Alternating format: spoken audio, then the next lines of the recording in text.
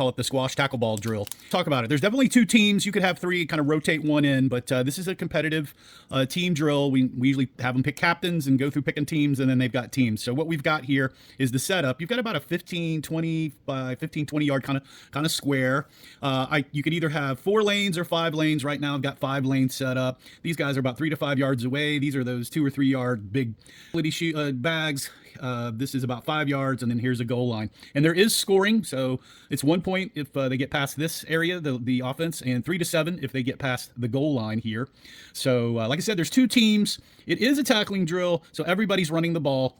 So what we have set up, the reason I call it squash tackle drill is I use a small squash ball that can fit into their fist. There's no football in this because you're hiding the ball in your hand, and you're going to say, let's say we're going to give the ball to this guy here in the huddle, because all 5 of these guys are going to huddle up. The coach will give the ball to one of those guys in secret, so these defenders that are sitting in the lanes can't see it, neither can he. And then each of these runners are going to hit their lane, so make sure you tell everybody, look at your lane, who's the tackler there, know your guy, go to your lane.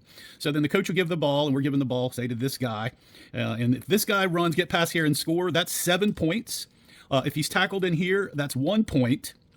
If one of these guys, it's like this guy gets tackled here, this guy gets tackled here, and this guy gets tackled here, but this guy pops through, that's 3 points. Or let's say he gets tackled here, that's 0 points for that because he didn't have the squash ball. So the most points are going to the player that has the squash ball. And what's kind of cool about this is none of these tacklers know who has the ball. They just got a big tackle. So you get a lot of tackling reps in on this particular drill. The kids love it.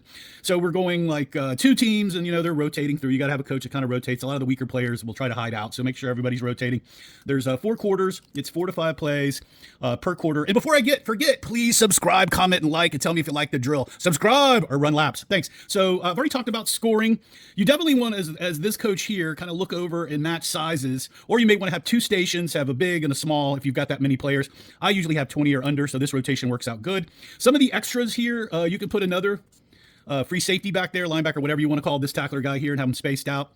You can definitely put in blockers here if you want to make it extra special. That'll make it more difficult on the tacklers here. Give the running backs a little bit easier way in doing that. The other thing about this is the tacklers can't come past this point when they're going to make the tackle. So these guys will break off. So there's about a 3-yard little thing there. So just kind of watch that. They're not supposed to get in the backfield here. If they're starting to do that, have them start out on their tummies or whatever. But once you do this a couple of times, this is a highly requested, fun drill to do your tackling fundamentals and get a ton of people involved. It's competitive, fun.